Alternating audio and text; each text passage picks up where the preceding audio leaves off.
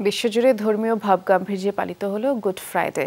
খ্রিস্ট ধর্মানুসারীদের বিশ্বাস এদিনই যীশু খ্রিস্টকে ক্রুশবিদ্ধ করা হয়েছিল।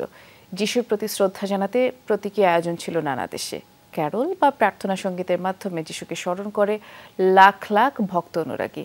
কাল যীশুর পুনরুত্থান দিবস ইস্টার সানডে পালন করবেন খ্রিস্ট ধর্মাবলম্বীরা। দেশে দেশে সেই প্রস্তুতিও চলছে। সিলন ফ্যামিলি ব্লেন্ডের কড়ালিকার আর সতেজ স্বাদের পারফেক্ট ব্লেন্ডে স্বপ্নেরা মিলুক টানা।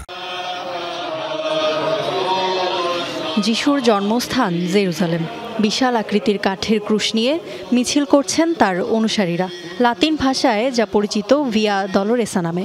খ্রিস্টানদের বিশ্বাস, ক্রুশবিদ্ধ হয়ে মৃত্যুবরণের পর জেরুজালেমের প্রাচীন কোনো গির্জাতেই চিরশয্যায় শায়িত করা হয়েছিল ঈশ্বরপুত্র যিশুকে। ইতিহাসবেত্তাদের মতে যার আনুমানিক সময় ৩৩ খ্রিস্টাব্দ।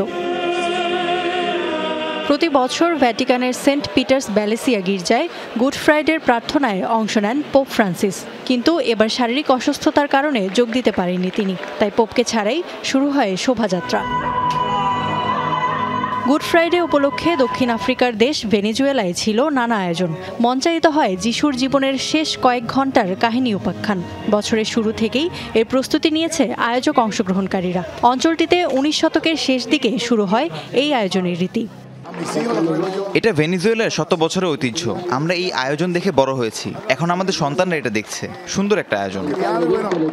২০১৯ সালের ভয়াবহ অগ্নিকাণ্ডে বন্ধ হয়ে যাওয়া নটরডেম ক্যাথেড্রালের সামনেই জড়ো হন হাজার হাজার ধর্মপ্রাণ ফরাসি।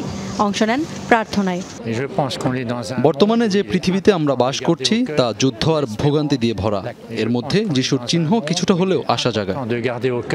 ক্রুশবিদ্ধ যিশুর যন্ত্রণাময় মুহূর্তকে নিজেদের মধ্যে ধারণের চেষ্টায় প্রতীকী আয়োজন ছিল ফিলিপাইন, নাইজেরিয়া, কিউবা সহ আরও অনেক দেশেই। প্রার্থনা আর নানা আয়োজনে ধর্মপ্রাণ খ্রিস্টানরা স্মরণ করেছেন যিশুর প্রস্থান দিবস।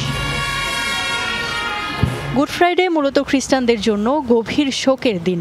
এখানে গুড শব্দটি ব্যবহার করা হয় পবিত্রতা অর্থে। গুড ফ্রাইডের পরের রোববারই যিশুর পুনরুত্থান দিবস বলে বিশ্বাস অনুরাগীদের। ওই দিন পালিত হবে খ্রিস্টানদের দ্বিতীয় বড় ধর্মীয় উৎসব ইস্টার সানডে। ইফাত আরা খন্দকার, যমুনা নিউজ।